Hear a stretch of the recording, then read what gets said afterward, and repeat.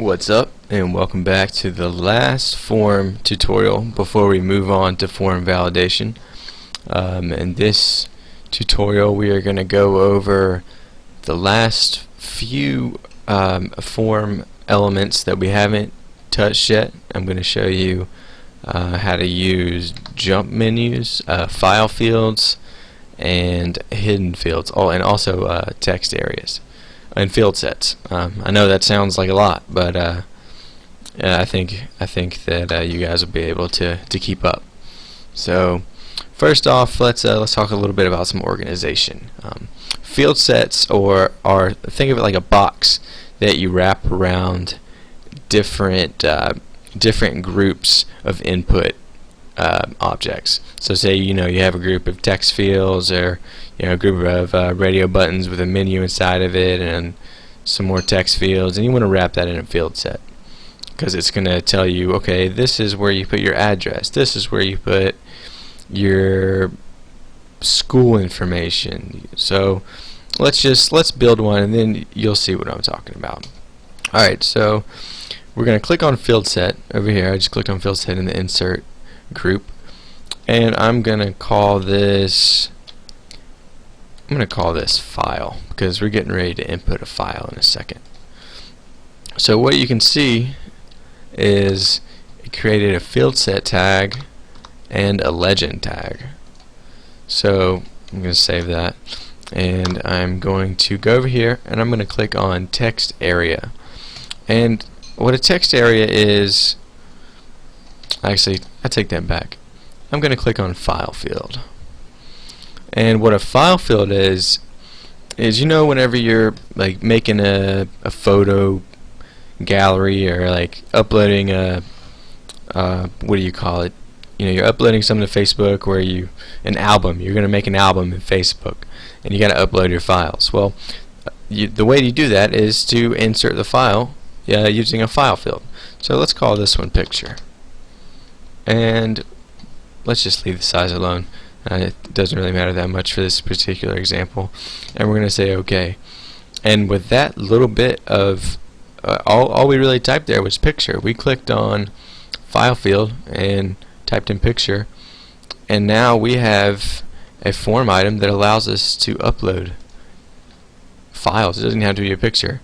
See, we've created our field set here, and it wrapped it around this box, and inside there we have a file field, and you click browse, and it's just like normal files. You just upload it once you click submit. So that is the first two things I wanted to show you in this tutorial. The next thing is going to be the jump menu. So let's create another field set. We'll call this one jump menu because that's exactly what it is going to be. And I'm going to give some space here. I'm going to click inside the field set, and I'm going to insert a jump menu. What a jump menu is it's almost like a menu of links. Basically, it's a drop-down menu, and whenever you click on an item inside that menu, it takes you to the link that you predefine inside of the menu items.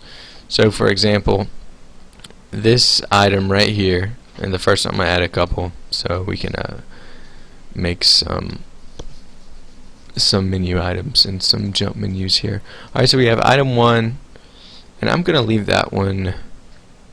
I'm going to say select a site, and I'm going to give it a number sign. That way whenever you click on it, it's not going to go anywhere. It's just going to stay out on the site that you're on at the moment. Alright, and for the second one, I'm going to give it a link, a name or text of Google, and make sure you put HTTP in front of it so it doesn't think that you're actually trying to locate the file in your current file structure. And then I'm going to click on the item. I'm going to say Facebook for this text right here. Right, and you get the idea. There we go. It says open URLs in main window, and I'm just going to leave these two blank right here. I'm going to say OK. And so I'm going to launch this so you guys can check it out. and it's telling you select a site. Okay, I'm going to select Google. Well, it's going to take me to Google. I'm going to select Facebook.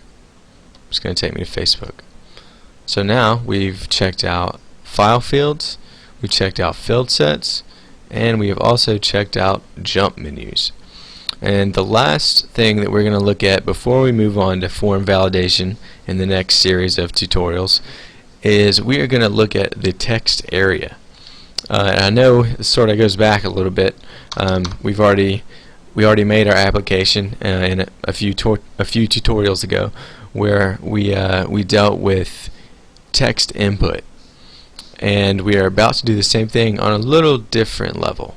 So I'm gonna, since we're dealing with field sets, we're doing field sets in this example. So I'm gonna create one last field set, and I'm gonna call it text area. Say OK. And inside this field set, I'm gonna insert from the insert group over here to the left. I'm gonna click on text area, and what a text area is basically a large text field. You can set the rows and columns as you see here in this window. I'm going to call this one large text field. I'm going to give it 20 columns. I'm going to give it 5 rows. I'm going to leave the wrap at the default. Say OK, and now we have created a text area. So let's launch this and let's check it out inside the browser. So you see now we have a text area. We can just continue to type text as long as we want. Keep on typing. It's even going to wrap when I keep typing, so you can just keep typing all day long inside that. And so yeah, that's it for this tutorial, and that is it for the basic form elements. If you're still following this, the fun part is about to be validating all this stuff. Yeah, we have all these objects inside of our form, but we have no way to tell if they're legit. If the people are putting in the information, if the user's putting in the data, it could be wrong. Say if they're putting in an email, it could be wrong. It could not be the right, the right form. And we can use Spry validation straight inside Dreamweaver. You can see these over here, and that's what we're going to go through in the next tutorials.